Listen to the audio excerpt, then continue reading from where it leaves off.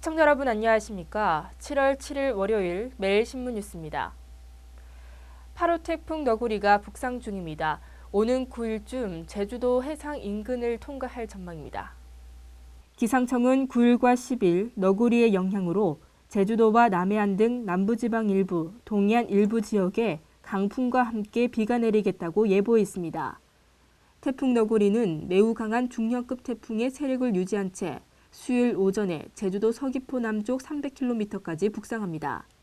이후 태풍은 진로를 동쪽으로 더 틀어 일본 규슈 북쪽 해안에 상륙할 전망입니다. 기상청은 태풍의 직간접적인 영향으로 오늘 낮에 제주 전해상과 남해상에서 너울로 인해 물결이 높게 일고 강풍이 불겠다고 말했습니다. 한여름 더위가 채 가시기도 전에 찾아오는 이른 추석을 앞두고 유통업계에 비상이 걸렸습니다. 올해 추석은 9월 8일로 1976년 이후 38년 만에 가장 이르기 때문에 물량 부족으로 핵과일 등 제수 가격이 뛰거나 품귀 현상이 빚어질 수 있다는 전망이 나옵니다. 이에 따라 업계에서는 올 추석 사과와 배 선물 세트 가격이 지난해보다 최고 15% 오를 것으로 예상하고 있습니다. 특히 올여름 태풍이 영향을 미칠 경우 가격이 폭등할 것으로 우려하고 있습니다.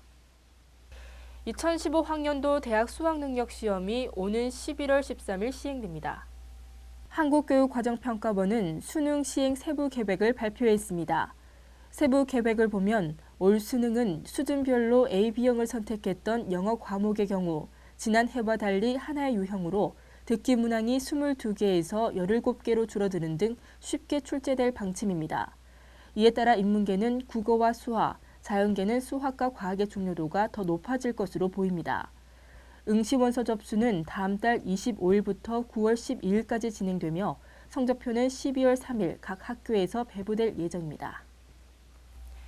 우리나라의 교통사고 사망자 수가 OECD 회원국 중 두 번째로 많은 것으로 나타났습니다. OECD에 따르면 지난 2011년 기준으로 31개 회원국 중 우리나라의 교통사고 사망자는 인구 100만 명당 105명으로 109명인 폴란드에 이어 2위에 올랐습니다. 이는 OECD 평균의 1.7배에 달하는 수치입니다. 미국이 104명으로 3위였고 뒤이어 그리스, 포르투갈, 벨기에, 에스토니아, 체코 순으로 나타났습니다. 우리나라의 교통사고 사망자 순위가 올라간 것은 다른 국가에 비해 개선된 수준이 약했기 때문인 것으로 분석됩니다.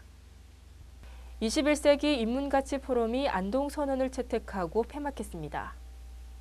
21세기 인문가치 포럼 조직위원회는 유교의 가르침을 미래적 시각에서 재조명하고 다양한 문명과의 소통과 창조적 융합을 도모할 것을 다짐하는 안동선언을 채택했습니다.